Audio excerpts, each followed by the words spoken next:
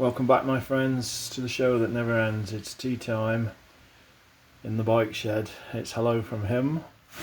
It's hello from Sasha the Guzzy dog. Is it time for tea and biscuits? Yes, it is. Okay. You want your biscuits plain or do you want them dunked? Dunked. Okay, there you go. Blimey. Animals, eh? You pander to them. Right, so bullshit aside. Yeah, tips for the road. Tips for the road from Dong Spreader.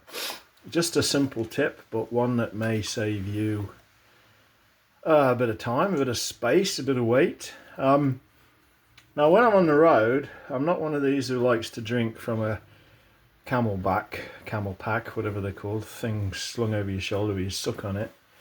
A pipe in your mouth. I hate those bloody things. So what I generally do is when I'm filling up with gas, petrol, I go inside the store and I grab one or two of these, which you can put in your pocket. You can put in a pocket in your bag, or you can put in a little holster on the bike, which I sometimes do. But I don't throw them away. I fill them up with water. When I find a campsite or anything with good water or a mountain stream, I'm not scared to fill my bottles from a mountain stream. And so these things are probably better for you than certain brands of cola, which are nothing but cane syrup, I think they call it, which is a deadly stuff. Anyway, these say they've got sugar in them, which of course you expect. It's tea, basically. Infused brewed iced tea. Good stuff. It is a little sweet. There is an unsweetened one, which I prefer. Did have a bottle of that somewhere to show you, but I haven't got it. Anyway, so unsweetened, my favourite. But,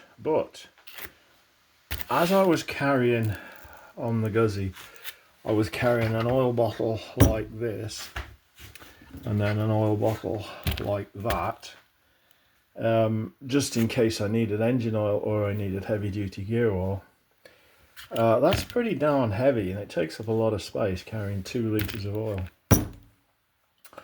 And I didn't use any engine oil on the run, and I only used a little bit of gear oil, not very much. In fact, I probably could have got away without adding any at all, but being anally retentive and OCD or whatever they call it, I always check my oil levels, and I was always putting a little drop in, about a spoonful every other day, doing 300-400 mile days. So yeah, the bike didn't really use a lot. And then I was thinking, well, maybe I should put some oil in one of these bottles and carry that instead, because these are just over half a litre, 547 mils, and that would be enough. If I could carry one of engine oil and one of gear oil for my Guzzy, that would be absolutely fine. If you've got a bike with a common sump for your engine oil and your gear oil, just one of these full of the appropriate oil would be absolutely fine. So I started ripping off the labels. I thought I'll stick some labels of my own on, and guess what I found underneath? Underneath is these lines, graduation lines if you like, which are to give the bottle strength and also for you to grip. Not that you can grip it when it's got that label on. But anyway, and I'm thinking, well, maybe I could use those to measure. So my son gave me this thing, which you probably can't see, but is graduated. And so I used it to put the appropriate liquid in here. Now look at that. Isn't that a fine example of Duckham's Q2050 motor oil? No, it's not actually. It's washing up liquid dish soap, but it's nice and brightly coloured, so it demonstrates my point. Okay, let me put it somewhere where I can see it through the camera and you can also see it. So I used this and I squirted in 100 cc's and that is 100 cc's there. So that is equivalent to that thick bottom line. Then I squirted in another 100 and it came to there, and that is equivalent to that top line, the top thick line. 300 is there, which is halfway between the thick line there and the thick line there, and 250 is there. So if you wanted 250, you just fill it up to that third big line there. There's one big line, two big lines, three big lines. 200, second big line. 300, halfway. So you get the idea. So you can use this as a reasonably accurate measure. Now, on the road, you're obviously not going to want to carry a measuring cylinder or that BS. If you want to change the rear end oil on a motorbike like the Moto Guzzi V85 or one of its similar cousins, well, they take either 160 or 180 depending on who you talk to. So you can measure it out there. Now on the Triumph, which I think it takes 200, I'm not entirely sure, but the oil level plug on the Triumph actually works.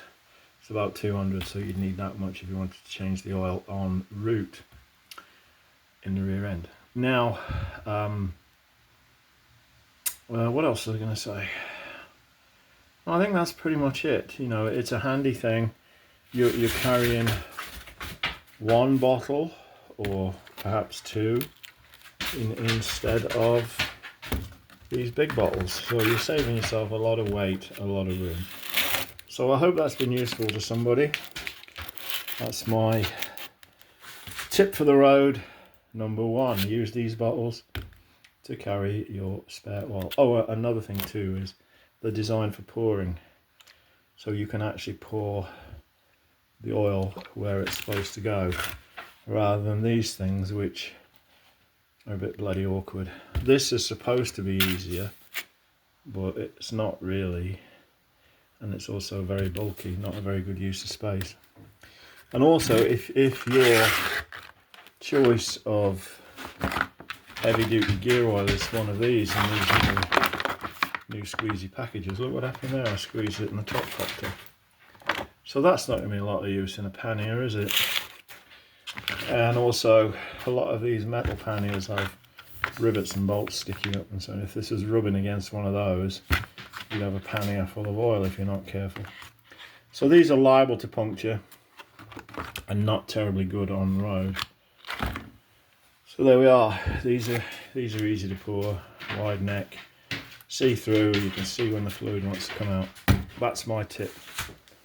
So until next time, it's goodbye from him. Guzzi Dog has left the room.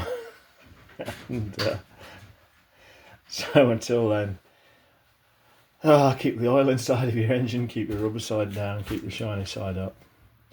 Look after yourselves, take care of one another. Bye bye.